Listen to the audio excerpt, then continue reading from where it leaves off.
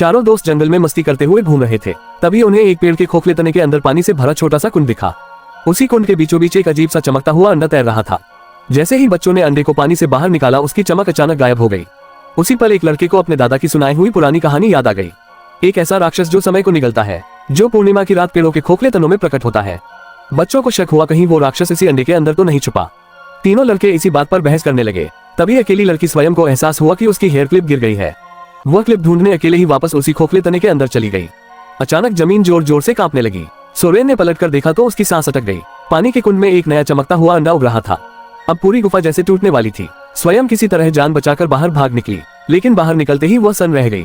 उसके तीनों दोस्त गायब थे। जमीन पर बस टूटे हुए अंडे के छिलके बिखरे पड़े थे। अंदर असल में हुआ क्या था स्वयं खुद भी नहीं समझ पाए। रात तक वह अकेली जंगल में भटकती रही। उधर गांव में हड़कंप मच गया। 4 बच्चे लापता थे। माता पिता और पुलिस ने मिलकर जंगल की छानबीन शुरू की। कुछ देर बाद स्वयं बेहोशी की हालत में मिली। होश में आने पर उसने पुलिस को पूरी कहानी बताई। चमकता अंडा, गुफा, भूकंप। लेकिन ये सब सुनकर पुलिस को लगा जैसे किसी हॉरर कहानी की बात हो। अपनी बात सच साबित करने के लिए स्वयं सबको उस पेड़ के पास ले गई। लेकिन हैरानी की बात थी कि एक रात में पूरा इलाका बदल चुका था। कोई गुफा नहीं, कोई कुंड नहीं, कुछ भी नहीं। लड़कों के माता पिता का गुस्सा फूट पड़ा। तभी एक पुलिस ऑफिसर को इमरजेंसी कॉल आई। 20 मील दूर समुद्र तट पर एक बच्चे की लाश मिली थी। मौत का कारण अस्थमा अटैक बताया गया। इस खबर ने सबको तोड़ दिया। दूसरे लड़के के माता पिता को उनके घर के दरवाजे पर बेटे के कपड़े मिले, जैसे किसी ने चुपचाप रात में रख दिए हो। पुलिस ने इसे अपहरण का केस मान लिया। लेकिन सबसे बड़ा सवाल ये था कि अगर स्वयं कुछ ही मिनटों के लिए गुफा में गई थी तो उसका दोस्त 20 मील दूर कैसे पहुंच गया।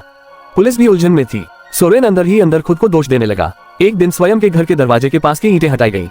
वहाँ एक गुप्त संकेत बना था। ये कोड सिर्फ स्वयं और सुन मीन जानते थे। स्वयं को लगा कि उसका दोस्त जिंदा है। वह तुरंत पहाड़ के पीछे जंगल की तरफ निशानों का पीछा करने लगी। तभी करीब 30 साल का एक आदमी सामने आया। उसने टोपी उतारी और बोला कि मैं सोमेनन हूँ। स्वयं की चीख निकल गई। वह जान बचाकर भागी और रास्ते में अपने सौतेले पिता से टकराए। पुलिस बुलाई गई, लेकिन उस आदमी का कोई सुराग नहीं मिला। बस उसके ठिकाने से एक मोटी डायरी मिली, अजीब अजीब प्रतीकों से भरी हुई। पुलिस को वह बेतुकी लिखावट लगी, लेकिन स्वयं पहचान गई। वही सीक्रेट कोड था जो वह और सुन मीन इस्तेमाल करते थे। डायरी पढ़ते ही स्वयं को सच्चाई समझ आ गई। डायरी में लिखा था कि उस दिन गुफा के अंदर जो अंडा फूटा था वह किसी राक्षस का नहीं था, वह समय का द्वार था।